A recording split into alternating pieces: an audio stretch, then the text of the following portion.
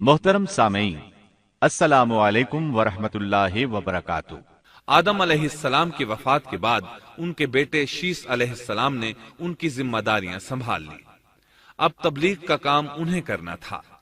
ادھر قابیل جو نرم زمین میں جا آباد ہوا تھا، اس کی اولاد نے فتنہ و فساد اور سرکشی کی زندگی اختیار کی۔ انہوں نے قتل و غارت گری کا بازار گرم کر دیا۔ یہ لوگ آدم علیہ السلام کی قوم کے پاس سے گزرتے تو وہاں بھی فساد مچاتے۔ ابن عباس رضی اللہ عنہما سورۃ الاحزاب آیت 33 کی تفسیر کرتے ہوئے فرماتے ہیں، وَلَا تَبَرَّجْنَ تَبَرُّجَ الْجَاهِلِيَّةِ الْأُولَى، پرانے زمانے کی جاہلیت کی طرح اپنے بناؤ کا اظہار نہ کیا کرو۔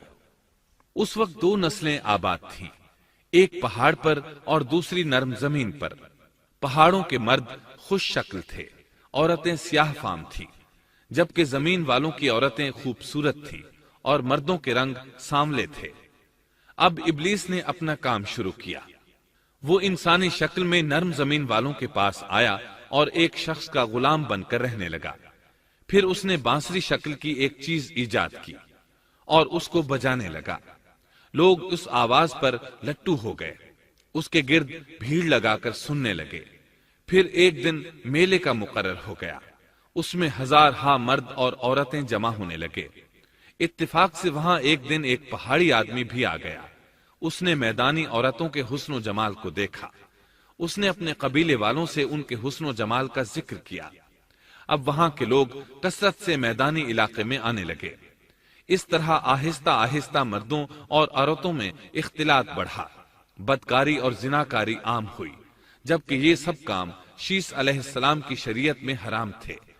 یہ سب بیان کرنے کے بعد ابن عباس رضی اللہ عنہما کہتے ہیں، اللہ تعالیٰ کے قول وَلَا تَبَرَّجْنَ تَبَرُّجَ الْجَاهِلِيَّةِ الْأُولَى کی یہی تفسیر ہے، اور قدیم جاہلیت سے یہی مراد ہے، کیونکہ ان لوگوں نے زمین میں ایک عظیم فساد اور انتشار برپا کر رکھا تھا۔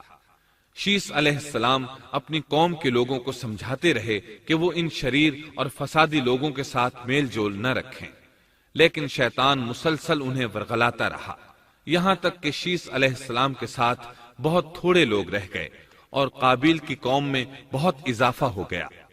لوگ یوں ہی زندگی بسر کرتے رہے، یہاں تک کہ اللہ تعالیٰ نے ان میں ادریس علیہ السلام کو مبعوث فرمایا۔